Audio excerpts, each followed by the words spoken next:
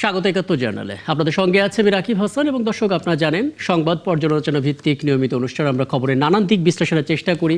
পত্র পত্রিকা, television, digital media এবং অবশ্যই নিউজ পোর্টালে যে সমস্ত খবরের শিরোনাম হয়ে থাকে আমরা সেগুলো জানিয়ে দেওয়ার চেষ্টা করি। একই সঙ্গে সেসব খবরের সঙ্গে যুক্ত মানুষদেরকে আমরা সংযুক্ত করার চেষ্টা করি আমাদের আলোচনার টেবিলে, আমাদের স্টুডিও এবং একই সঙ্গে অনলাইনে সংযুক্ত থাকা অতিথিরা সে সমস্ত খবরের গভীরে ঢোকেন, তাদের বিশ্লেষণগুলো আমরা জানার চেষ্টা করি এবং আপনাদেরকেও জানানোর চেষ্টা করি। সেই ধারাবাহিকতায় আজ আমার সঙ্গে স্টুডিওতে আছেন সিনিয়র সাংবাদিক লোটন একরাম। লোটন একরাম, আপনাকে আমন্ত্রণ জানাচ্ছি। এবং এই আলোচনা শুরু করার আগে আমরা একটা ধারণা নিলাম যে আসলে কি কি বিষয় নিয়ে আমরা কথা বলবো। অনেকগুলো খবর আছে। এমনি তো একটা স্বস্তির খবর যে ওসমান হাদি হত্যার প্রধান আসামিকে গ্রেপ্তার করা গেছে, হয়তো ভিন্ন দেশে। ফিরিয়ে আনার প্রক্রিয়াটা নিয়ে আমরা একটু আলাপ করার চেষ্টা করব এবং জ্বালানি নিয়ে দেশে যা হচ্ছে সেগুলো, পাশাপাশি আরও যা যা আছে সেগুলো নিয়ে কথা বলার চেষ্টা করব। এবং দর্শক, আপনাদেরকে আমন্ত্রণ জানাচ্ছি এবং বলে রাখি আমাদের এই আয়োজনের বিভিন্ন পর্যায়ে ধাপে ধাপে অতিথিরা যুক্ত হবেন এবং আমরা তাদেরও পরামর্শ এবং তাদের যে বিশ্লেষণ সেগুলো জানার চেষ্টা করব। যুক্ত আছেন কথা বলতে বিএনপি দলীয় সংসদ সদস্য আখতারুজ্জামান বাচ্চু, আমরা পেয়ে যাব এখানে। এবং আছেন কলকাতা থেকে আমাদের সহকবি সত্যজিৎ চক্রবর্তী, তাকেও পাবো। এবং আন্তর্জাতিক অপরাধ ট্রাইব্যুনালের প্রসিকিউটর তানভীর হাসান জোহা, তিনিও আছেন। সবাইকে আমন্ত্রণ জানাচ্ছি। এবং লোটন একরাম, আপনাকে দিয়ে আলাপটা শুরু করি। মানে যখন আসলে 12 ডিসেম্বরে শহীদ ওসমান হাদি, তাকে আসলে প্রকাশ্য দিবালোকে শুক্রবার যেভাবে আসলে খুন করা হলো, এটা ছিল বাংলাদেশের ইতিহাসে অন্যতম ন্যাক্কারজনক ঘটনাগুলোর একটি। তারপর আমরা দেখলাম দেশ জুড়ে তোলপাড় হলো এবং সমস্ত রাজনৈতিক দলগুলো তারা আসলে একটা জায়গায় একমত হলেন যে এরকম ঘটনা আসলে মানে এটা একটা দেশের স্থিতিশীলতার জন্য, সার্বভৌমত্বের জন্য সার্বিক দিক থেকে আসলে নেতিবাচক বার্তা দেয়। তারপর কথা হলো, আন্দোলন হলো, অপরাধীদের কবে পাওয়া যাবে, এবং শেষ মুহূর্তে আমরা দেখলাম আজকে ধরা পড়লো দুজন অপরাধী, ফয়সাল করিম এবং তার সহযোগী আলমগীর, যারা আসলে খুব দাপটের সঙ্গে সেখান থেকে ফেসবুক লাইভ করছিলেন যে পারলে আমাদেরকে গ্রেপ্তার করো, এবং ফাইনালি গ্রেপ্তার হলো। কিন্তু আমাদের এখন প্রশ্ন, তাদেরকে কিভাবে আমরা দেশে ফিরিয়ে আনবো? ধন্যবাদ আপনাকে, আমার সহ আলোচক এবং ৭১ টিভির দর্শকদেরকে। এটি খুবই একটি মানে পজিটিভ দিক। আজকে আমরা দিনের শেষ প্রান্তে এসে যে বহুল আলোচিত যে হত্যাকাণ্ড, হাদি হত্যাকাণ্ডের যে প্রধান আসামিকে গ্রেপ্তারের খবরটি, এটা কিছুটা মানে আমাদের বাংলাদেশের যারা মানে বিচার প্রক্রিয়াটা দ্রুত মানে দাবি করে আসছিলেন তাদের জায়গা থেকে এটা বলা যায় একটা স্বস্তির খবর যে প্রধান আসামি যেহেতু অ্যারেস্ট হয়েছে, এই হত্যার নেপথ্যে কারা ছিল, যেসব মানে নানান ধরনের আমাদের বিরোধী পক্ষ থেকে অনেকে আবার শঙ্কাও প্রকাশ করছিল যেটা কি হবে। মানে সবচেয়ে ইয়ার মজার বিষয় কি, মানে এই হাদি যখন ভারতে পালিয়ে গেছে তখন বাংলাদেশ থেকে বলার পরও কিন্তু ভারতের মানে পুলিশ কিন্তু তখন বলেছিল যে ভারতে তারা নেই, মানে তখন তারা কিন্তু অস্বীকার করছে। আজকেই এই মানে মানে এটা কি রাজনৈতিক কৌশলগত কারণে পরিবর্তিত সরকার পরিবর্তন হওয়ার পর এই ধরনের মানে হয়তোবা কেউ কেউ মনে করেন যে তারা গ্রেপ্তার আগেই ছিল, রাজনৈতিক মানে পট পরিবর্তনের কারণে হয়তোবা এখন সরকারের সাথে একটা নেগোসিয়েশন হওয়ার পর সেটা তাদেরকে গ্রেপ্তারের, আমাদের বাংলাদেশে যেভাবে র্যাব মানে বিগত দিনে 15 দিন 1 মাস আগে গ্রেপ্তার করে পরে দৃশ্যমান করে, এদের ক্ষেত্রেও সে ধরনের ঘটনা ঘটছে বলে অনেকে মনে করে যে অতীতে আরো আগে গ্রেপ্তার ছিল এবং তাদেরকে দৃশ্যমান করা হয়েছে। আবার এইদিকে আইএসপিআর থেকে বলা হলো যে এটা প্রতিরক্ষা গোয়েন্দার তথ্যের ভিত্তিতে তারা তাদের। আমি এই যে কনফিউশনটা একটু পরিষ্কার হয়ে আসি, আমাদের সহকর্মী সত্যজিৎ চক্রবর্তী তিনি আসলে একটু বলতে পারবেন যে আসলে কিভাবে, যেমন আগে অস্বীকার করেছে এখন মানে সেই বিষয়টা একটু জানা। একদম। এবং আপনি আলাপে আছেন, আপনিও সত্যজিৎকে প্রশ্ন করতে পারেন। সত্যজিৎ, আমন্ত্রণ আপনাকে। একটু বিস্তারিত আমাদেরকে বলবেন, অনেকে এটা জানতে চাইছেন যে আসলে কিভাবে এই ফয়সাল করিম এবং তার সহযোগীকে আটক করা হলো। অনেকে এটাও ধারণা করছেন যে আটকটা কি আগে হয়েছে এখন জানানো হলো, নাকি সত্যি একটা মিশনের মাধ্যমে তাদেরকে আটক করা হয়েছে, একটু জানাবেন আমাদেরকে। যেটা আমরা এসটিএফ সূত্র থেকে জানতে পারছি যে যখন 12ই ডিসেম্বর 2025 এই হাদি খুন হয়, তারপরেই কিন্তু বাংলাদেশের তরফ থেকে বেশ কিছু ইনপুট ভারতীয় কর্তৃপক্ষকে দেওয়া হয় এবং সেই ইনপুট পাওয়ার পর থেকেই কিন্তু ভারতীয় কর্তৃপক্ষ বিষয়টা খোঁজ খবর করছিল, নজরদারিও চলছিল যে সত্যি কি এই আলমগীর হোসেন এবং ফয়সাল করিম ভারতে ঢুকেছে, কোন কোন এলাকা দিয়ে ঢুকেছে। সেক্ষেত্রে ভারত বাংলাদেশের যে সীমান্তবর্তী রাজ্যগুলো আছে, প্রত্যেকটা রাজ্যের যে সীমান্ত এলাকার যে থানা আছে তাদের কাছে কিন্তু একটা ইনফরমেশন অর্থাৎ তথ্য পাঠানো হয়েছিল ছবি সম্বলিত, সেই অনুযায়ী তল্লাশিটা এবং নজরদারি চলছিল। ইতিমধ্যেই কিন্তু মেঘালয় থেকে পশ্চিমবঙ্গে ঢোকে খুব দ্রুততার সঙ্গে, যেটা জানা গেছে।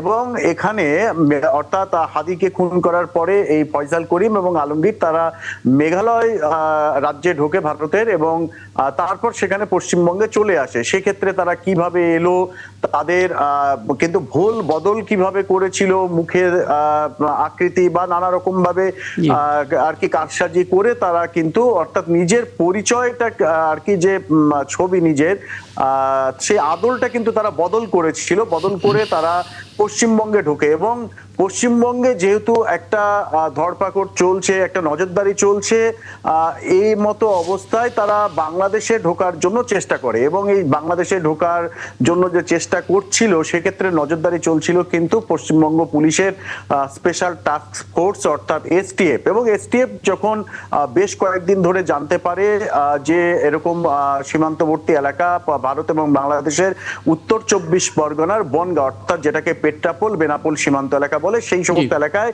চিরুনি তল্লাশি চলছিল। এবং সেই চিরুনি তল্লাশিতে প্রতিদিন গভীর রাতে বেশ কয়েকদিন ধরেই এই তল্লাশিটা চলছিল। নির্দিষ্ট কিছু তথ্যের উপর ভিত্তি করে এসটিএফ এই চালাচ্ছিল তল্লাশিটা, এবং সেই তল্লাশিতে কিন্তু ধরা পড়ে শনিবার গভীর রাতে।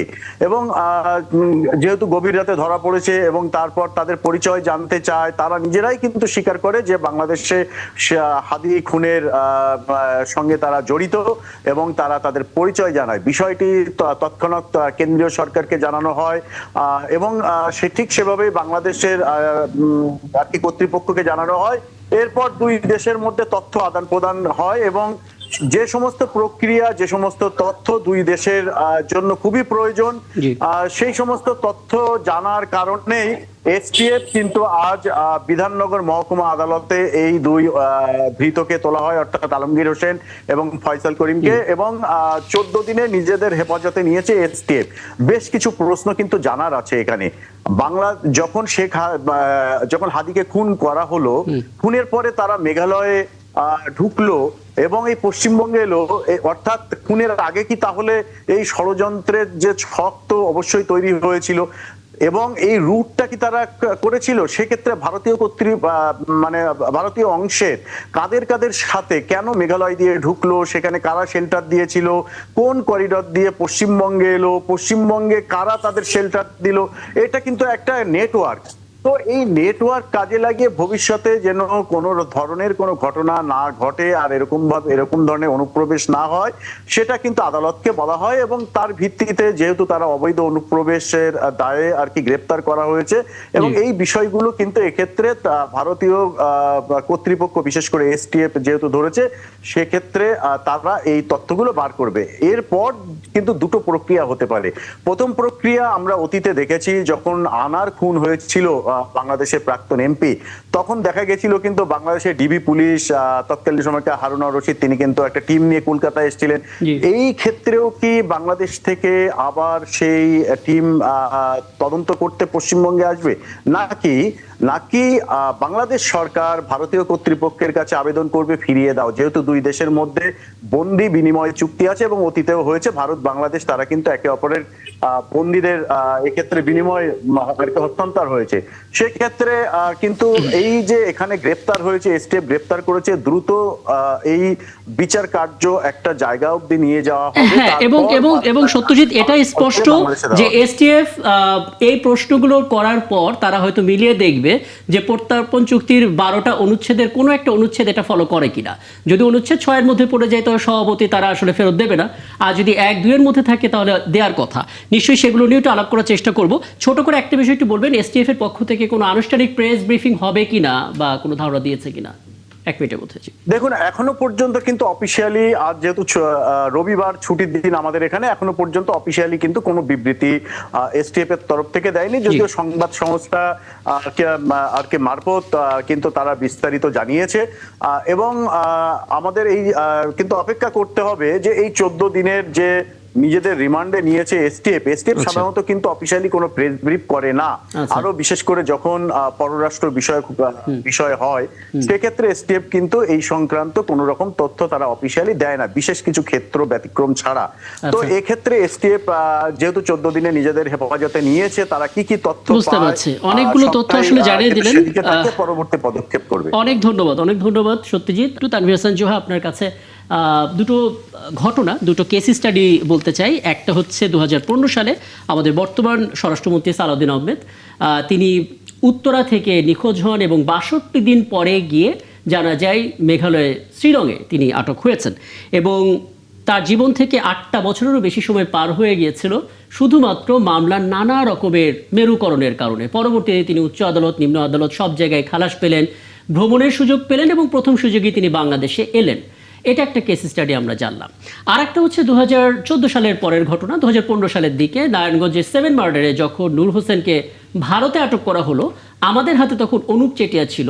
আমরা বন্দি প্রত্যার্পণ চুক্তির মাধ্যমে আমরা আসলে নূর হোসেনকে দেশে আনতে পারলাম।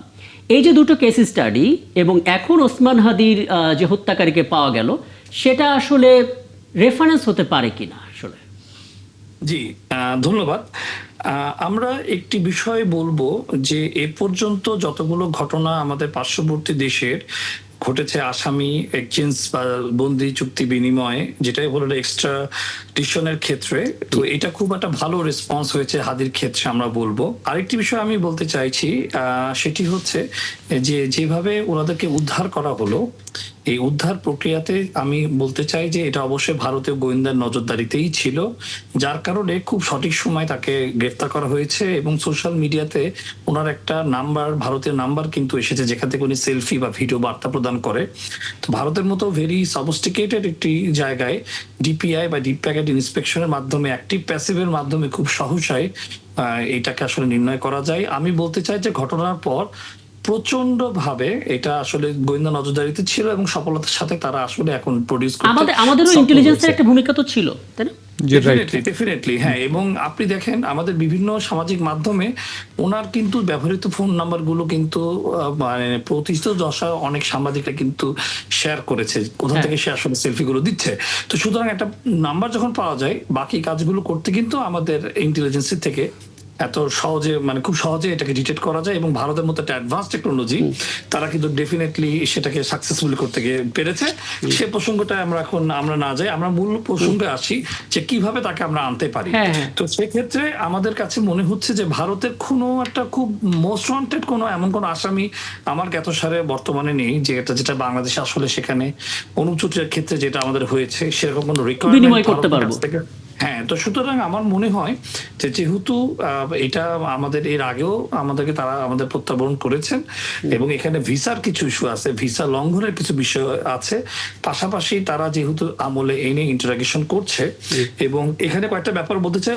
এখানে চুক্তি অনুযায়ী যে শর্তগুলো লাগে, সেটা হচ্ছে অপরাধটি 2 দেশে অপরাধ হতে হবে, সাধারণত 1 বছরের বেশি শাস্তিযোগ্য অপরাধ, রাজনৈতিক অপরাধ হলে প্রত্যাপন নাও হতে পারে, প্রাথমিক প্রমাণ থাকতে হবে। একদম সবকিছু মিলে আমরা আশাবাদী যে ভারতীয় কোর্ট এটাকে আমলে এনে আমাদের পররাষ্ট্র, স্বরাষ্ট্র এবং কূটনৈতিক প্রচেষ্টা মাধ্যমে আমরা আসলে তাকে আনতে পারবো। ধন্যবাদ। খুব স্পষ্ট করে বললেন। লোটন, একটু আপনি আলোচনায় আছেন, আপনি যদি কিছু জানতে চান তানভীর হাসান জোহরের কাছে।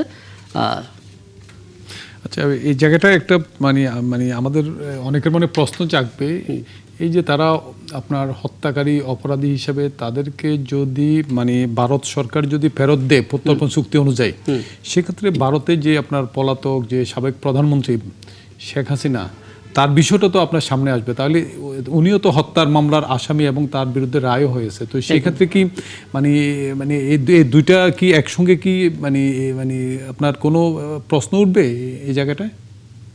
আচ্ছা, এখানে বাংলাদেশ ইন্ডিয়া এক্সট্রাডিশন ট্রিটি 2013 এবং ইন্ডিয়া আবার এক্সট্রাডিশন অ্যাক্ট 1962 এবং বাংলাদেশের এক্সট্রাডিশন অ্যাক্ট 1974 এই 3টা আইনের ভিত্তিতে ভারত থেকে কিন্তু বাংলাদেশের এইগুলো প্রত্যাপন করা হয়ে থাকে।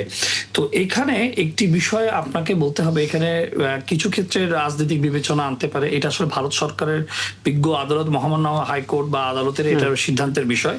কিন্তু আপনার হাদির যে বিষয়টা আমি যেটা বলতে চাই, সেখানে কিন্তু এখানে সরাসরি সে কিন্তু একটা কিলার এবং মার্ডারার, এবং অনেকগুলো ইলেকট্রনিক ভৌগোলিক অবস্থান, তার ফেচুয়াল ইকোনাইজেশন এবং আর্টিফিশিয়াল ইন্টেলিজেন্স এবং ওপেন সোর্স দিয়ে, এবং পরবর্তীতে পালিয়ে সে যে ভিডিও বিবৃতি দিচ্ছে বিভিন্ন আঙ্গিকে, এই প্রেক্ষাপট এবং সাবেক প্রধানমন্ত্রীর প্রেক্ষাপট কিন্তু মানে একটু আলাদা। ডিফারেন্ট ভাবে ভাবতে পারে আমাদের ভারত। কিন্তু বাংলাদেশের আইনে আমাদের চোখে সমস্ত আসামি কিন্তু আসামি।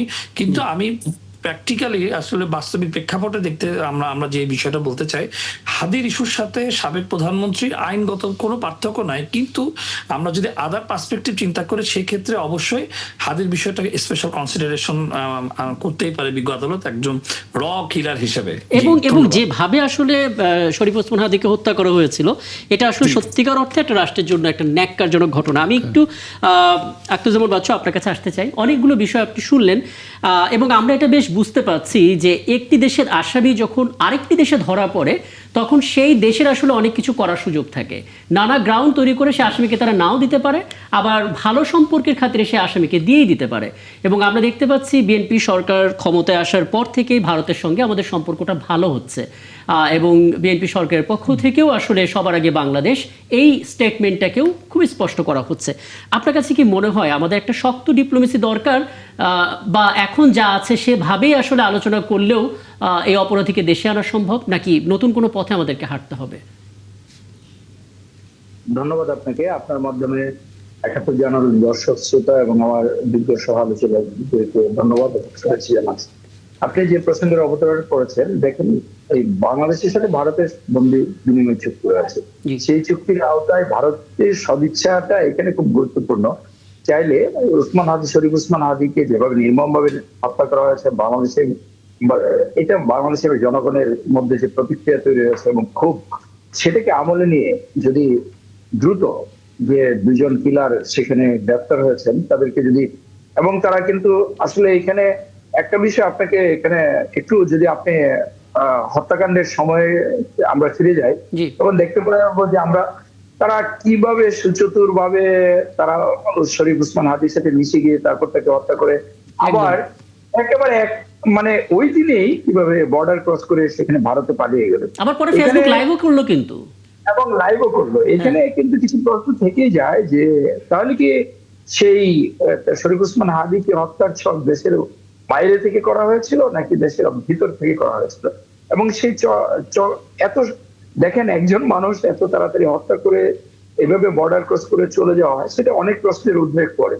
তো সেই প্রশ্নগুলির আসলে যথার্থ উত্তর কিন্তু এদেশের জনগণ পায় নাই, যে আসলে একজন এভাবে হত্যা করলো, তারপর কিভাবে পালিয়ে গেল, কারা এটার নেপথ্যে, এবং তারা কত শক্তিশালী, বা সেই চক্রটা কারা এটার মধ্যে জড়িত, সেটা দেশের ভিতরে বা বাইরে কোন কোন চক্র এটার মধ্যে জড়িত।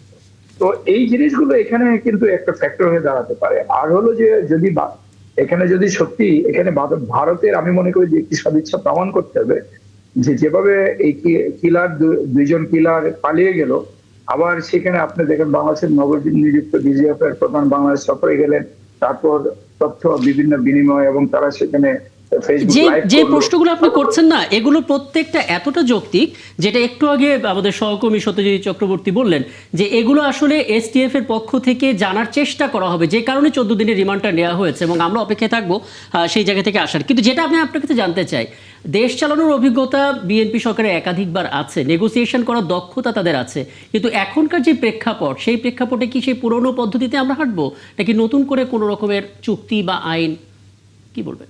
দেখেন আসলে আমাদের যে বিদ্যমান যে চুক্তি বা আইন, সেটাতে মানে তাকে যদি ভারত সরকার সদিচ্ছা থাকে তাহলে সেটা ফেরানো সম্ভব, খুব সহজেই ফেরানো সম্ভব। আর ইতিমধ্যে বাংলাদেশ সরকার কিন্তু আইএসপিআর কিন্তু তাদের বিজ্ঞপ্তি দিয়েছে এবং বলেছে যে ইতিমধ্যে তারা কার্যক্রম শুরু করেছে সেই 2জন কিলারকে ফিরিয়ে আনার ক্ষেত্রে, এবং নবনিযুক্ত ডিজিএফ এর প্রধান ইতিমধ্যে ভারত সফর করেছেন এবং তথ্য দিয়েছেন, সেই তথ্যের ভিত্তিতে তাদেরকে গ্রেফতার করেছে এমনটি বলা হয়েছে। তো সুতরাং আমরা মনে করি ভারত আমাদের বাংলাদেশের সরকার, বাংলাদেশের জনগণের সাথে তাদের সম্পর্কটি বিবেচনায় রাখবে এবং তারা কোনো নির্দিষ্ট ব্যক্তি অতীতে আমাদের বাংলাদেশের জনগণের ভারতের সাথে সম্পর্কে তীব্র অভিজ্ঞতা রয়েছে, জি। সেটি থেকে বের হয়ে জনগণের সাথে, বাংলাদেশের রাষ্ট্রের সাথে এবং জনগণের সাথে তারা যে জনগণের প্রত্যাশা অনুযায়ী তারা যে রেসপন্স করবে এবং সেই দুজন যে আসামি হত্যাকারী রয়েছে তাদেরকে ফিরিয়ে দেবেন। এবং সেই ক্ষেত্রে বাংলাদেশের সাথে ভারতের সম্পর্কে আমি মনে করি যে একটি সুন্দর একটি সম্পর্ক তৈরি হবে এবং বাংলাদেশ নতুন একটা এবং উচ্চতায় ভারত- উঠবে এবং এই কনফারেন্স থেকে হয়তো ভবিষ্যতে ভবিষ্যতে আরো বড় কোনো অপরাধী ধরা পড়লে সেটা হয়তো ফিরে তারা সহজ হবে। একটি জিনিস আমি আপনাকে বলি যে এখানে আরেকটা লুটন ইকরাম ভাই আমাকে যে প্রশ্নটি উত্থাপন করেছেন জি। যথার্থ। অপরাধী তো অপরাধী, সে শরীফ ওসমান হাদির হত্যাকারী সে যেরকম অপরাধী এবং শেখ হাসিনা সাবেক প্রধানমন্ত্রী শেখ হাসিনা তারও সাজা হয়েছে। জি। কিন্তু দুটো জিনিসের মধ্যে একটু পার্থক্য আছে, যেরকম এইখানে এই কিলার দুজন তারা শরীফ ওসমান হাদিকে হত্যা করে তারা পালিয়ে গেছে, আর শেখ হাসিনাকে ভারত আশ্রয় দিয়েছে। দুটোর মধ্যে একটু পার্থক্য আছে, পার্সপেক্টিভ বা প্রেক্ষাপট সবকিছুর মধ্যে পার্থক্য আছে। তবে বাংলাদেশের জনগণ এবং সরকার আমরা আশা করি যে উভয়কে অপরাধীকে অপরাধী হিসেবে বিবেচনায় নিয়ে বাংলাদেশ সরকারের কাছে হস্তান্তর করবে এবং বাংলাদেশ সরকারের সাথে ভারত সরকারের একটি সুসম্পর্ক এবং একটি অনন্য উচ্চতায় এই সুসম্পর্কটি। চমৎকার চমৎকার। আমি আসলে জ্বালানি ইস্যুতে একটু কথা বলতে চাই, এই ইস্যুতে আপাতত থামতে চাই, তবে আমি চেষ্টা করতে চাই লটরিকা আপনাকে দিয়ে আপনি যদি তানভীর হাসান জোহা কিংবা আখতারুজ্জামান বচ্চু তাদের কাছে কিছু জানতে চান, যদি না জানতে চান তাহলে আপনার কাছে আমার জানতে চাওয়া আছে আমাদের ইন্টেলিজেন্সদের ভূমিকাটা আসলে কেমন ছিল মনে করেন এই ঘটনার ক্ষেত্রে, এই অপরাধীদের ধরার ক্ষেত্রে, এবং আপনি অন্তত কোনো জটিলতা দেখেন কিনা শুধুমাত্র সদিচ্ছার অংশটুকু বাদ দিয়ে এই চুক্তি অনুসারে তাদেরকে দেশে ফেরত আনার ক্ষেত্রে। জি ধন্যবাদ। বর্তমানে বিদ্যমান যে চুক্তি রয়েছে এই চুক্তির আওতায় ওদেরকে আনাটা আমার মনে হয় কোনো এখানে বাধা নেই। এখানে আমাদের 200 আলোচকও আলোচনা করেছেন, এটা সম্পূর্ণ রাজনৈতিক সদিচ্ছার বিষয়। এবং এখানের মানে রাজনৈতিক সদিচ্ছা বলতে এখানে প্রকাশ্যে এবং পর্দার আড়ালে দুই ধরনের মানে সমঝোতার একটা বিষয় থাকবে দুই দেশের মধ্যে। বিশেষ করে নতুন সরকারের যে বাংলাদেশে আসলো, এই সরকারের সঙ্গে ভারতের দ্বিপাক্ষিক সম্পর্কটা কিভাবে আগামী দিনগুলোতে যাবে, ভারতের মানে সেই জায়গাগুলো নিয়েও হয়তো আভাস পাচ্ছি যে পজিটিভ লাইনে আগাচ্ছে দুই দেশ। একটা দ্বিপাক্ষিক সম্পর্ক মানে সুসম্পর্ক রেখেই পরস্পর চলার একটা মানে আমরা ইঙ্গিত পাচ্ছি। তো সেক্ষেত্রে আপনি যেটা মানে বর্তমান বিদ্যমান আইনের চুক্তির আওতায় তাদেরকে ফেরত দেওয়া সম্ভব। এখানে জাস্ট মানে এটা হলো আপনার রাজনৈতিক সদিচ্ছা এবং পারস্পরিক স্বার্থ সংশ্লিষ্ট রাজনৈতিক কৌশল, দ্বিপাক্ষিক সম্পর্ক এবং সমঝোতা, যেটা প্রকাশ্য হয়তো আমরা জানতে পারবো, আবার কিছুটা আমরা জানতে পারবো না। যেটা ডিজিএফের ডিজি যে সফর করে আসলেন এবং তিনি সেখানে গিয়ে যে বৈঠক করে আসলেন, এই বৈঠকের সব তথ্য কিন্তু ওইভাবে কিন্তু মিডিয়াতে আসে নাই। অতএব সেখানেও কিছু মানে যে দুই দেশের সর্বোচ্চ রাষ্ট্রীয় মানে জায়গা থেকে নিশ্চয় উনি তথ্য আদান প্রদান করে আসছেন। তো সে জায়গায় যে প্রকাশ্যে যেটা আমরা আজকে এসপিআরের যে স্টেটমেন্ট, যে উনি বাংলাদেশে ভারতে যারা পলাতক অপরাধী এবং যারা ওখানকার মানে বাংলাদেশ বিরোধী প্রচারণায় লিপ্ত তাদেরকে ফেরত পাঠানোর যে আহ্বান জানিয়ে আসছে, সে আহ্বানে সাড়া দিয়ে আপনার তারা নাকি এই কাজটা করেছে। যদিও আবার প্রতিরক্ষা গোয়েন্দা সংস্থার তথ্যের ভিত্তিতে ভারতের গোয়েন্দা বাহিনী নাকি আপনি যেটা বললেন একটু আগে না, যে কিছু আলাপ পর্দার সামনে হবে, কিছু পর্দার আড়ালে, মানে কিছু ক্লাসিফাইড ইনফরমেশন থাকবে, সেটা আসলে সমস্যা কিছু না। যেটা আমরা চাই সেটা হচ্ছে অপরাধী দেশে ফিরবে এবং সর্বোচ্চ শাস্তি নিশ্চিত হবে, সেটা আমরা আশা করব। আমি জ্বালানি ইস্যুতে কথা বলতে চাই, তবে এই ফাঁকে আমি তানভীর হাসান জোহা ধন্যবাদ জানাচ্ছি আপনাকে, কৃতজ্ঞতা, আপনি আমাদেরকে সময়টা দিয়েছেন। আমি আখতারুজ্জামান বচ্চু আপনার কাছে শুরুতে এই বিষয়টা একটু নজর আনতে চাই। আপনি দেখেছেন যে ফিলিং স্টেশনগুলোতে কি অবস্থা। আমরা একটু আগে প্রতিবেদনও প্রচার করেছি, আমরা দেখতে পাচ্ছিলাম যে আসাদ গেটের কাছে একটা তেল পাম্প লাইন আছে, ওই ফিলিং স্টেশন থেকে আমরা লম্বা লাইন চলে যেতে দেখেছি সংসদ ভবন ছাপিয়ে, আবার বিজয় সরণির সামনে যে সিগন্যালে যে ফিলিং স্টেশনটা আছে সেটা জাহাঙ্গীর গেট ক্রস করে একেবারে মহাখালী পর্যন্ত বাইক, ব্যক্তিগত অন্যান্য যানবাহনগুলো সেখানে আছে। একটু পরপর ফিলিং স্টেশনে যারা ফুয়েল দিচ্ছে তাদের সঙ্গে চালকদের ঝগড়াঝাটি হচ্ছে, বাকবিতণ্ডা হচ্ছে। কিন্তু মন্ত্রী তো বলেছেন রেশনিংয়ের কোনো বিকল্প নেই, কারণ মজুদে হাত দিতে গেলে আসলে বিপদে পড়তে হবে আমাদের, দুটো জাহাজ আসছে।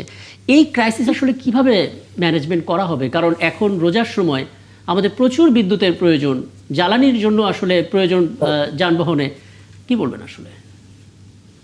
দেখেন, জ্বালানি তেলের মূল্যবৃদ্ধি বর্তমান ইরান এবং ইসরায়েলের যে যুদ্ধ, সেটা আপনি দেখেন যে ইরান একটি কৌশলগত অবস্থানে সেখানে রয়েছে। বিশ্বের 1/5 জ্বালানি তেলের যে সরবরাহ, সেই হরমুজ প্রণালী দিয়ে সেটা একটি ইরানের সেই একটি গুরুত্বপূর্ণ এই যুদ্ধে একটা গুরুত্বপূর্ণ ভূমিকা পালন করবে। তো এখন দেখেন, যুদ্ধটা যদি দীর্ঘায়িত হয় তখন সেই ক্ষেত্রে সারা বিশ্বে এই প্রভাবটি পড়বে। বর্তমান সরকার, আমাদের মাননীয় প্রধানমন্ত্রী তারেক রহমানের নেতৃত্বে জ্বালানি সরবরাহ স্বাভাবিক রাখার জন্য এবং জ্বালানি তেলের দাম ইতিমধ্যে আপনারা দেখেছেন যে 1.67 পার ডলার, মানে ডলার বৃদ্ধি করেছে পার ব্যারেলে। বাংলাদেশে কিন্তু মাননীয় প্রধানমন্ত্রী জেট ফুয়েলের দাম বেড়েছে, জি, দাম বাড়ানো হয়নি। তো এখানে আমরা সরবরাহটা রেশনিং এর মাধ্যমে ঠিক রাখা, আর হলো দুটো আসছে আপনি জেনেছেন। তো আমরা 2,60,000 টন আর কি ডিজেল নিয়ে আসছে। হ্যাঁ, নিয়ে আসছে এবং সরবরাহ মানে সুষ্ঠু এবং ঠিক রাখার জন্য সরকার যথেষ্টটা মানে আন্তরিক এবং কাজ করছে। কিন্তু যুদ্ধটা যদি দীর্ঘায়িত হয়, আপনাকে এটা স্বীকার করতে হবে, অনেক দেশেই ইতিমধ্যে জ্বালানি তেলের দাম বাড়ানো হয়েছে এবং একটা অস্থিরতা তৈরি হয়েছে। কিন্তু বাংলাদেশে এখন পর্যন্ত মোটামুটি, আজকে আপনি যে কিউ এর কথা বললেন, যে দেখেন বাংলাদেশে তো স্বাভাবিক যে কোনো বিষয়ে যদি একটু আশঙ্কা থাকে, তখন মানুষ কিন্তু, এই যে আমরা দেখেছি অনেক সময় পেঁয়াজের দাম বেড়ে যায়, পেঁয়াজের মজুত করে মানুষ, যার প্রয়োজন যতটুকু নাই তার চেয়ে বেশি মজুত করে। এরকম আমি আজকে দেখলাম যে একটি বাজারের ভিতরে গর্ত খুঁড়ে সেখানে তেল মজুত করা হয়েছে। এরকম আসলে আমরা আশা করব যে এটা সরবরাহ স্বাভাবিক থাকবে এবং এটা জনগণকে আমরা আশ্বস্ত করতে চাই যে আপনারা কেউ আতঙ্কগ্রস্ত বা প্যানিক হবেন না এবং কেউ বেশি মজুত করার প্রয়োজন নেই। আমাদের যতটুকু প্রয়োজন ঠিক ততটুকু আমরা এই করি। আর বিদ্যুতের বিষয়টি যেটা আপনার দেখেন, বিদ্যুৎ রোজা রমজানের মধ্যে বিদ্যুতের দাম বাড়ানো বা জ্বালানি তেলের দাম না বাড়ানোর ব্যাপারে সরকার নীতিগত সিদ্ধান্ত নিয়েছে এবং সরবরাহ ঠিক রাখার ব্যাপারে সরকার আন্তরিকভাবে কাজ করছে।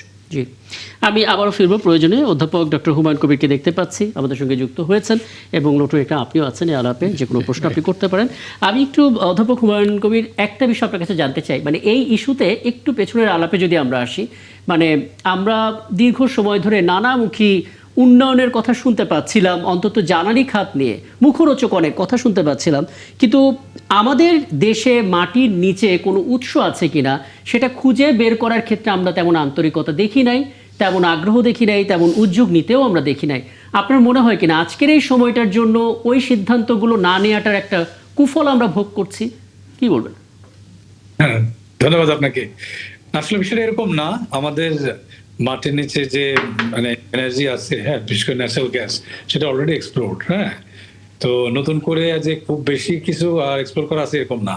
আর পেট্রোলিয়াম আমাদের রিজার্ভ এখন নাই। তো আমাদের মেনলি ইম্পোর্ট ডিপেন্ডেন্ট আমরা।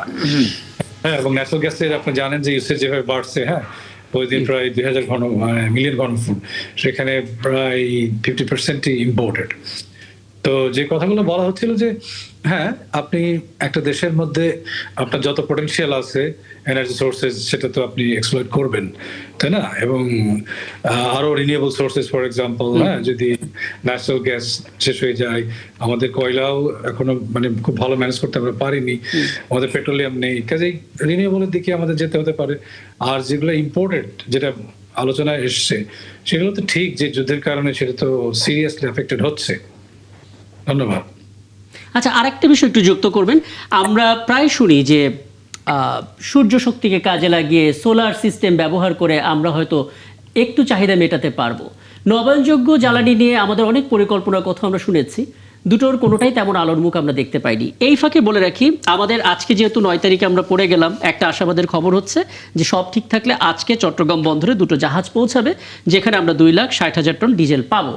আপনি এই প্রেক্ষাপট বিবেচনা করে বলবেন, মানে কিভাবে আমরা এই সংকট সমাধান করতে পারবো, কোনো না, সাজেশন? ধন্যবাদ। এটা আসলে খুবই ভাইটাল একটা বিষয়। সেটা হলো যেহেতু একটা পরিবর্তিত পরিস্থিতির মধ্যে দিয়ে আমরা যাচ্ছি না সারা পৃথিবী, আপনি যেটা বললেন যে একটা হলো আমরা ইম্পোর্ট নির্ভর, তাই না? আমাদের জাহাজ আসছে, বিশেষ করে যে জাহাজগুলো আপনার ইরান সংলগ্ন যে হরমুজ স্ট্রেইট অথবা সুয়েজ খাল দিয়ে, ফর এক্সাম্পল যেখানে সৌদি আরবিয়া বা ইউএই অথবা ওমান, হ্যাঁ, এইসব দেশ দিয়ে যখন আসতে হয়, হ্যাঁ, সেখান থেকে আরাবিয়ান সি দিয়ে আসতে হয়।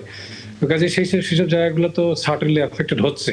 তো আমাদের এছাড়া যেখান থেকে আমরা আরো ইম্পোর্ট করি, লাইক যেটা রিফাইন্ড অয়েল, হ্যাঁ, সিঙ্গাপুর, মালয়েশিয়া অথবা অন্য দেশ থেকে, পূর্বের দিক থেকে চায়না, তো সেইটা কন্টিনিউ রাখা।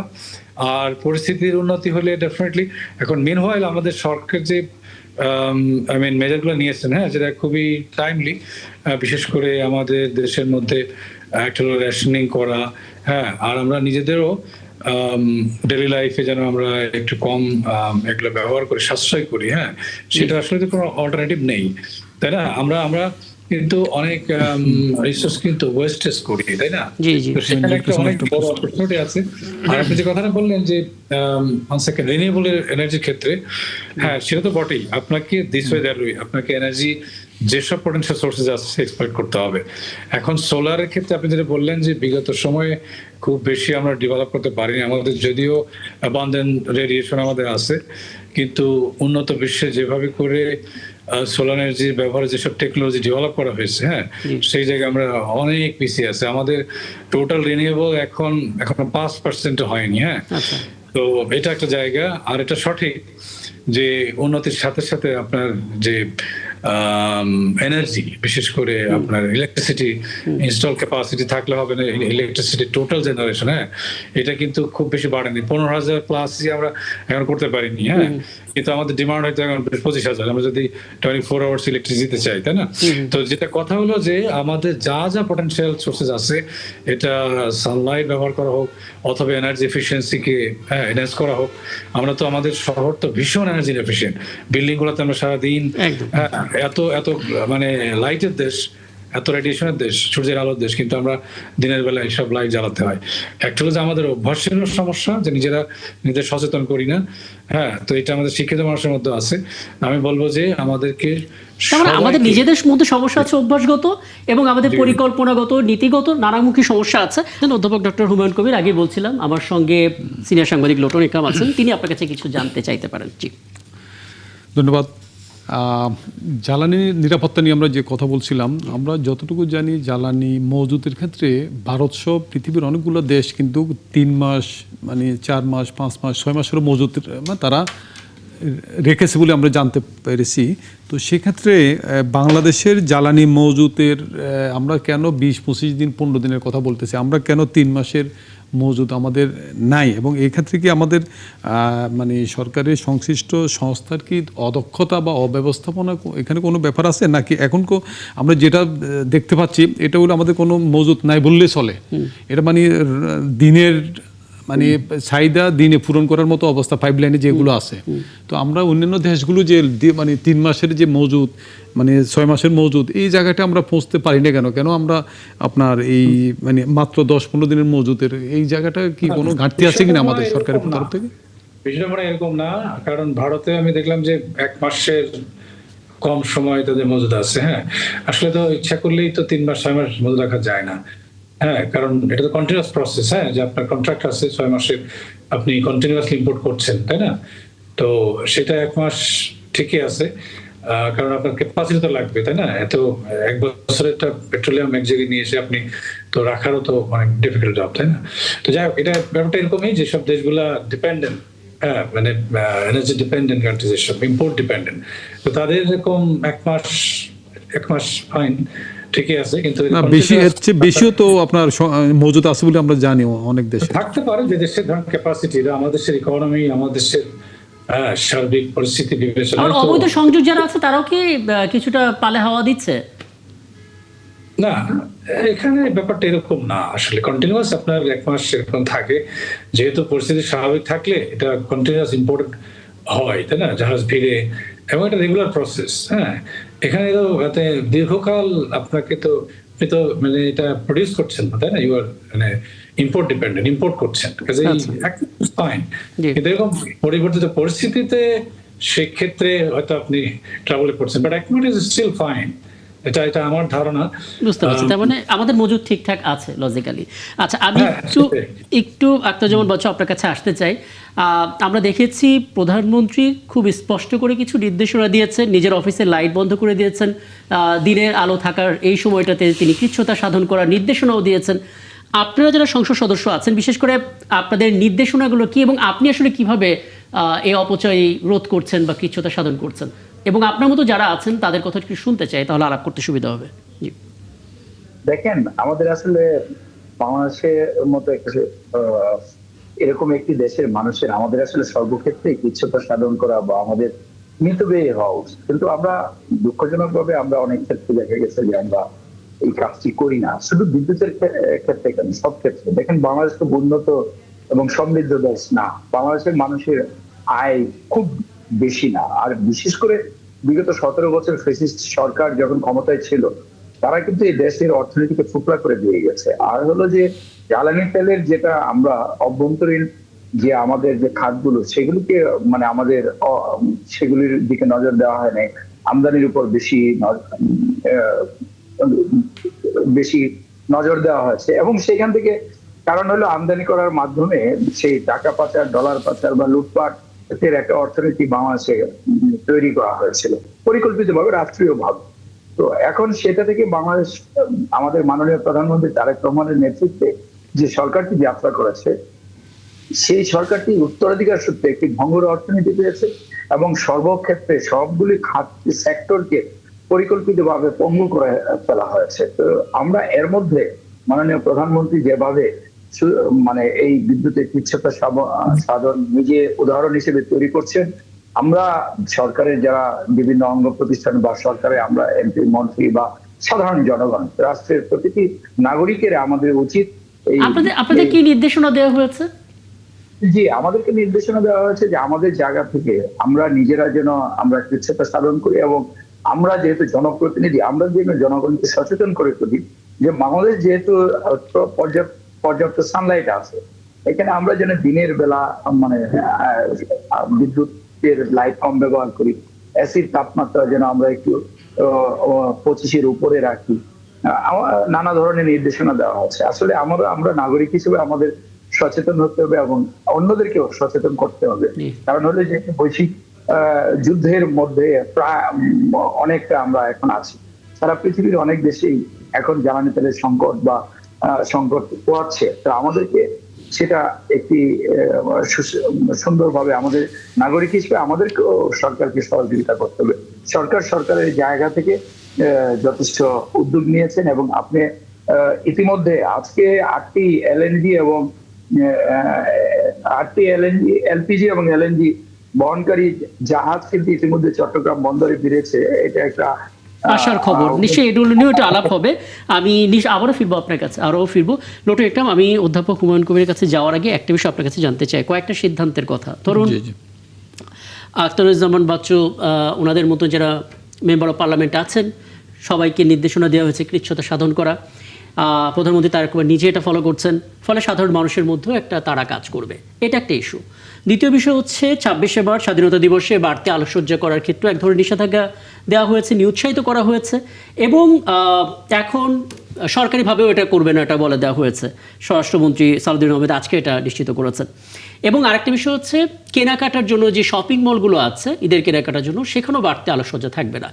এই সিদ্ধান্তগুলো আসলে কতটা আমাদের জ্বালানি সরবরাহের যে ঘাটতি সেটা মেটাতে পারবে, নাকি শুধুমাত্র এটা একটা অভ্যাসগত পরিবর্তনই হবে?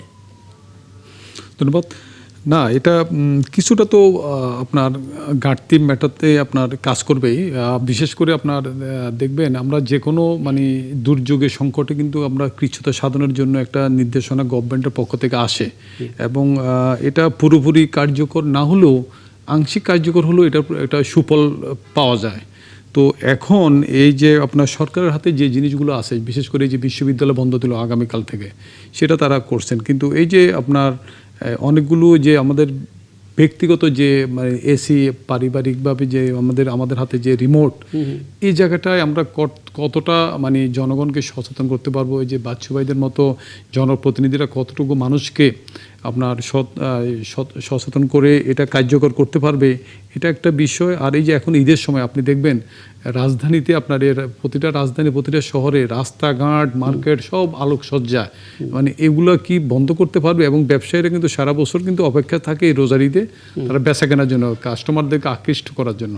আপনার এই যে এখন কি এই যে আপনার এই যে মার্কেটগুলো যে লাইটিং যে আলোকসজ্জা, এটা কি বন্ধ করতে পারবে কি না, কতটা পারবে, এটা চ্যালেঞ্জ। এটা কিন্তু মানে গভর্নমেন্টের এই মুহূর্তে এই ধরনের সিদ্ধান্ত ব্যবসায়ীরা আকৃষ্ট করার জন্য দেখবেন আপনার, আমি দেখলাম আমি এই যে গুলশান দিয়ে আসার সময় বিল্ডিং তো আপনার লাইটিং করছে রাস্তার মাঝখানেও আপনার লাইটিং করছে, মার্কেটের সামনে রাস্তার মাঝখানে। তো এই ধরনের এগুলো প্রশাসনিকভাবে কিছু অ্যাকশান নিতে হবে, প্রশাসনকে ব্যবহার করতে হবে। আর এটা একবারে আপনার মানে তৃণমূল পর্যায়ে যে মানে জনপ্রতিনিধি, এখন তো আপনার অনেক জায়গায় চেয়ারম্যান বা মেম্বার বা ওয়ার্ড কাউন্সিলর নেই, সে জায়গাটায় এটা মসজিদের ইমাম বা এ ধরনের মানে সামাজিক ভাবে যেসব সংগঠনগুলো আছে মাঠ পর্যায়ে, এগুলোকে হয়তো কাজে লাগিয়ে একটু কিছুটা হলো রিকভার করা যেতে পারে। এরপরে যখন আসবো জনাব আখতারুল বাচ্চু, আপনার কাছ থেকে একটু জানার চেষ্টা করব, কারণ আমরা সাধারণ মানুষ, আমরা হয়তো নিজেদের সচেতন থাকলে কাজটা শেষ, কিন্তু আপনাদের ক্ষেত্রে সেটা তো আর হবে না। আপনাদের নিজেরা সচেতনতার পাশাপাশি সচেতনতার জায়গা তৈরি করতে হবে। সেই জায়গাটা কতটা কঠিন, কতটা চ্যালেঞ্জিং, সেটা নিয়ে কথা বলবো। তার আগে আমি ডক্টর হুমায়ুন কবির একটা পূর্বাভাস আপনার কাছ থেকে জানতে চাই। ধরুন আমরা এখন রোজার শেষের দিকে যাচ্ছি, ঈদ যাত্রা শুরু হয়ে যাবে এবং প্রচুর মানুষ আসলে নিজের নারীর টানে গ্রামের পথে যাবে। সেই সময় আসলে এই জ্বালানি সংকট যদি অব্যাহত থাকে, কি ধরনের চাপে আমরা পড়তে পারি? আমাদের পরিকল্পনার জায়গাটা আসলে কেমন হওয়া উচিত? ধন্যবাদ, এটা আপনি খুব যথার্থই বলেছেন। মানে এটা এমন একটা সময় যুদ্ধটা হচ্ছে, এখন কিন্তু আমাদের দেশে গ্রীষ্মকাল, এই সময় কিন্তু এমনি এনার্জি ডিমান্ড অনেক বেশি থাকে, তাই না? আবার পড়েছে রোজা, তার মানে ঈদের যেতে হবে সবার বাড়িতে, এখানে মানে লক্ষ লক্ষ মানুষ গ্রামের বাড়িতে। এবার রাইট, তো ইতিমধ্যে যেসব আলোচনাগুলো হলো খুবই যথার্থ, সরকারের যে উদ্যোগ সেটা প্রশংসনীয়। পাশাপাশি আমাদেরও নিজেদের সচেতনতা সর্বস্তরে, নিজেদের গাড়ি ব্যবহারের ক্ষেত্রে ফর এক্সাম্পল শুধু এসি ব্যবহার না, এনার্জি ব্যবহার না, বাট দ্য থিং ইজ যখন মানুষজন গ্রামে যাবে, সেক্ষেত্রে যেন গণপরিবহন মানুষ ব্যবহার করে, সেই জায়গাগুলা যদি নিশ্চিত করা যায়। যেমন ট্রেন ফর এক্সাম্পল, একটা ট্রেনে কিন্তু হাজার হাজার মানুষ যেতে পারে, তাই না? আপনার যে গণপরিবহন বাসে অনেক মানুষ যেতে পারে, রাদার প্রাইভেট কারগুলাকে যদি ডিসকারেজ করা যায়। বড় বড় জিপ ফর এক্সাম্পল অনেক বেশি এনার্জি কনজিউম করে, তো সেই ক্ষেত্রে এত দুইজন মানুষের জন্য একটা অনেক বড় জিপ, অনেক বড় গাড়ি ব্যবহার হচ্ছে, এই জায়গাতে রেস্ট্রিক্ট করা উচিত। বরং গণপরিবহনকে সাপোর্ট করা উচিত যেন লোকজন নির্বিঘ্নে যেতে পারে। আর প্রয়োজন না হলে, যাদের প্রয়োজন নেই, অযথা এই সময় ট্রাভেলিং থেকে বিরত থাকতে হবে, কারণ এটা একটা এক্সট্রাঅর্ডিনারি সিচুয়েশন, এটা তো সাধারণ সিচুয়েশন না। কাজেই আমরা সবাই বুঝতে পারছি যে এটা গ্লোবাল ইস্যু, এটা আরো হয়তো খারাপের দিকে যেতে পারে, এটা আরো ট্রিগার করতে পারে। তো কাজে আমাদের সচেতনতা প্রথম থেকে নিতে হবে।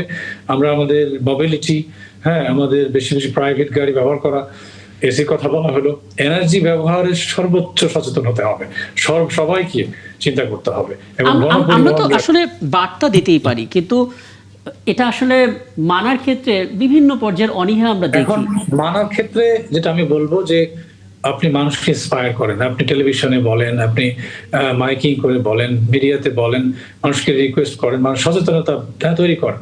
মানুষকে তো অনেক ক্ষেত্রেই মানে জোর জবরদস্তি করা যায় না, বাট মানুষকে এটাকে মানে ভলান্টারি যেন মানুষ কাজটা করে। মানুষ তো মানে যুদ্ধের খবর তো দেখছে রেগুলার, তাই না? আমার মনে হয় যে মিডিয়া যদি ভালো রোল প্লে করে, অযথা, যেমন আপনি যদি আপনার গাড়িতে যদি অয়েল না থাকে, পেট্রোল না থাকে, ফুয়েল না থাকে, তো দেখবেন আপনি অচল, তাই না? এখন তো নাই, তার থেকে আপনি সামান্য চলেন, কম চলেন, হেঁটে যান, অথবা অন্য অল্টারনেটিভ কি আছে। তবে মানে আজকে আমরা যেটা দেখছি রেশনিং এর ক্ষেত্রে যে অভিজ্ঞতা আসলে মানুষের হলো, তারা হয়তো বিবেচনা করবে যে এত ভোগান্তি নিয়ে ব্যক্তিগত গাড়ি না চালিয়ে গণপরিবহনে ওঠার চেষ্টাটা করি। আমি একটু বিরতিতে যাব, ফিরে এসে আলো আলাপ করবো এবং আখতারুল বাচ্চু একটা প্রশ্ন আপনার কাছে করে রাখতে চাই। প্রথমত হচ্ছে এখানে মেম্বার অফ পার্লামেন্ট যে কজন আছেন, আমরা জানি যে বিরোধী দলের সাথেও সে পুরাতন আমলের সম্পর্ক না, এখন বেশ ভালো একটা সম্পর্ক রয়েছে আপনাদের। কাজে প্রত্যেকের জায়গা থেকে আসলে মানুষের মধ্যে সেই সচেতনতার জায়গাটা কিভাবে তৈরি করছেন। এবং দ্বিতীয় বিষয়, যদি আমরা খেয়াল করি, আমাদের প্রচুর অবৈধ কিছু সংযোগ আছে, বিশেষ করে ক্যাম্পগুলোতে, বিভিন্ন বস্তি এলাকাগুলোতে, সেখানে পানি, বিদ্যুৎ, গ্যাস নানা জায়গায় আছে। আমরা সচেতন থাকছি, কিন্তু সেই অবৈধ সংযোগগুলো চলছে, এটাও তো একটা বড় ধরনের ভোগান্তির কারণ। প্রথমত আপনাদের জায়গা থেকে আসলে মানুষদেরকে এই কাজে উজ্জীবিত করা, তারা যেন ব্যক্তিগত গাড়িটা ব্যবহার না করে গণপরিবহন ব্যবহার করে, কিংবা বাসার এসিটা বন্ধ রাখেন, কিংবা কয়েকটা লাইট বন্ধ রাখেন, এই জিনিসটা আসলে কিভাবে আপনারা তাদেরকে বাধ্য করাবেন, উজ্জীবিত করবেন বা তাদেরকে অনুপ্রাণিত করবেন। এবং দ্বিতীয় বিষয়, বিভিন্ন রকমের বস্তি কিংবা বিহারি ক্যাম্পগুলোতে আমরা নানামুখী অবৈধ সংযোগ দেখতে পাই, যেখানে অপচয় হয় বিদ্যুতের কিংবা জ্বালানির, সেটা আসলে কিভাবে সামাল দেওয়া যায়, দুটো সংক্ষেপে।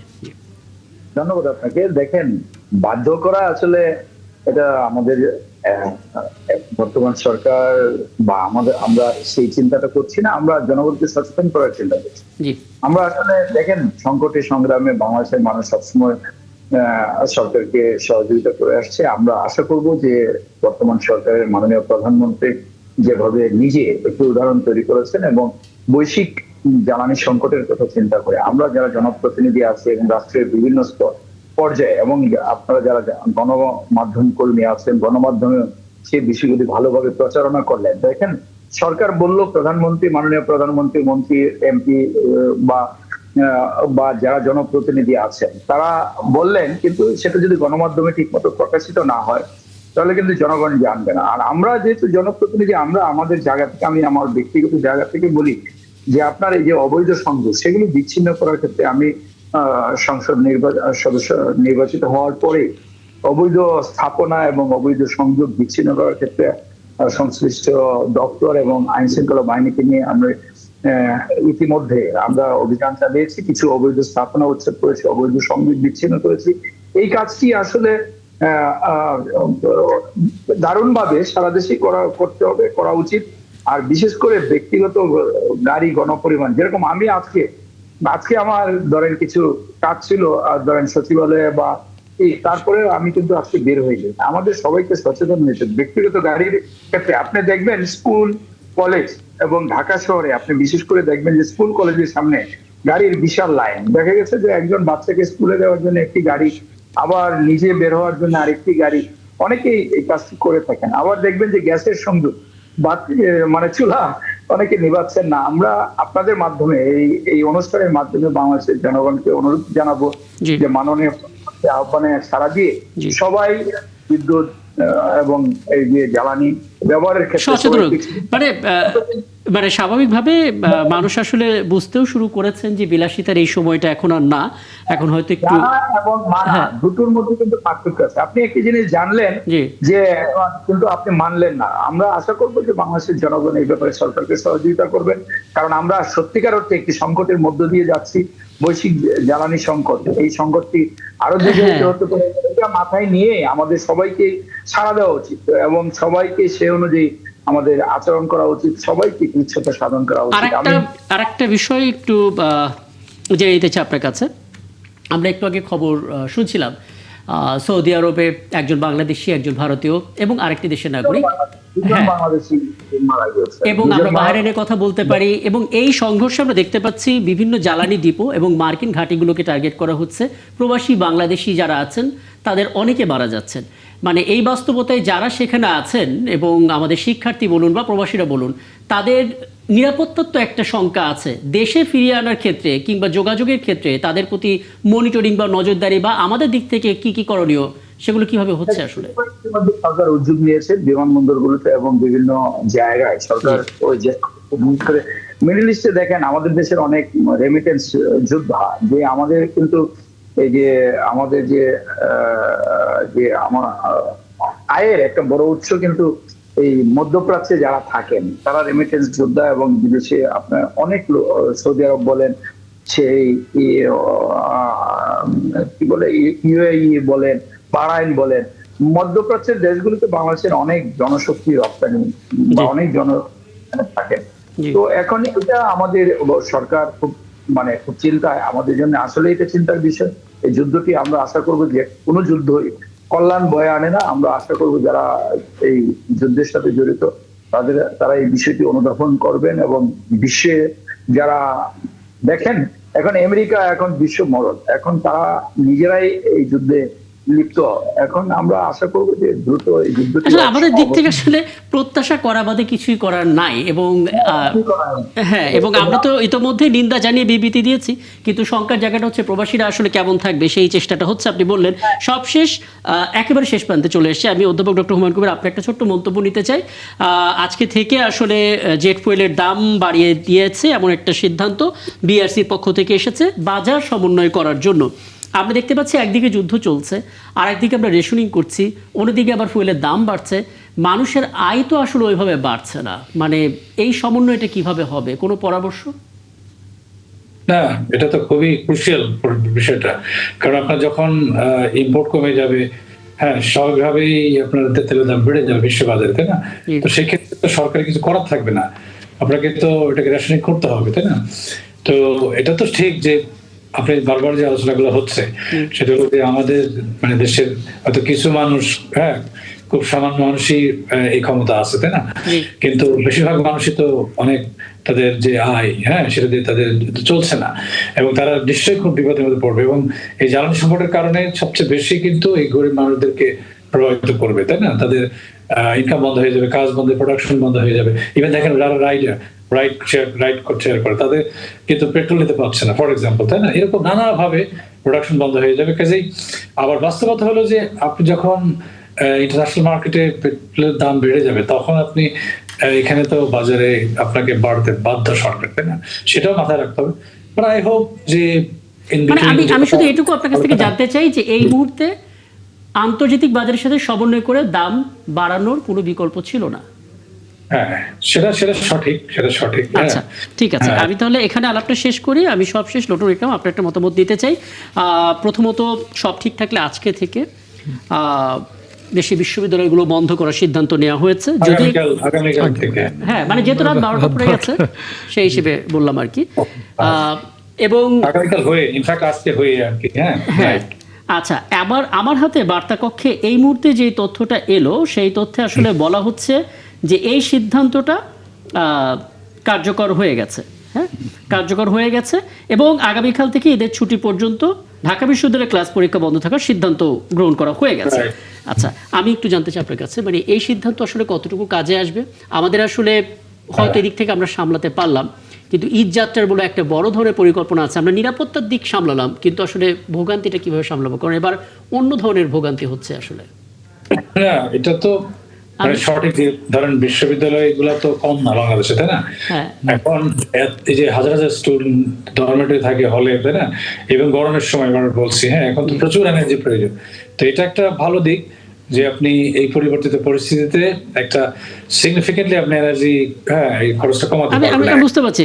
আমি আসলে এই প্রশ্নটা লটন ইকরামকে করেছিলাম, কিন্তু ভালো লাগলো যে আপনার একটা মতামত আমি পেয়ে গেলাম। ঠিক আছে, যথার্থ বলছেন। এখানে এটি যুক্ত করবেন, মানে এই শিক্ষার্থীদেরকে আমরা ছুটি দিচ্ছি, তারা তো হল ছেড়ে বাসায় যাবে, সেখানে গিয়ে তো তারা ব্যবহার করতে পারে না। সেটা তো ব্যবহার করবে, সেটা ফ্যামিলি অন্যান্য মেম্বারদের সঙ্গে ব্যবহার করবে, কিন্তু ইউনিভার্সিটি থাকলে উনি হলের মধ্যে সে একা একটা ফ্যান, একটা গ্যাসের চুলা, মানে ব্যবহারের পরিমাণটা তো বেশি হবে।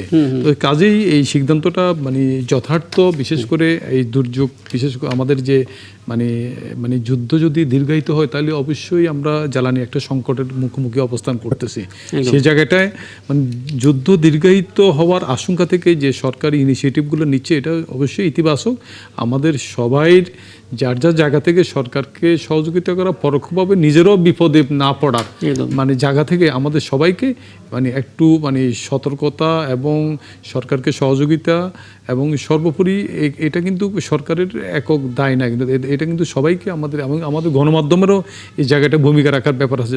মানুষকে দেশকে সহায়তা করা, সরকারকে না, দেশকে, এবং আমাদের গণমাধ্যমেরও গুরুত্বপূর্ণ ভূমিকা রাখে জনমত তৈরিতে।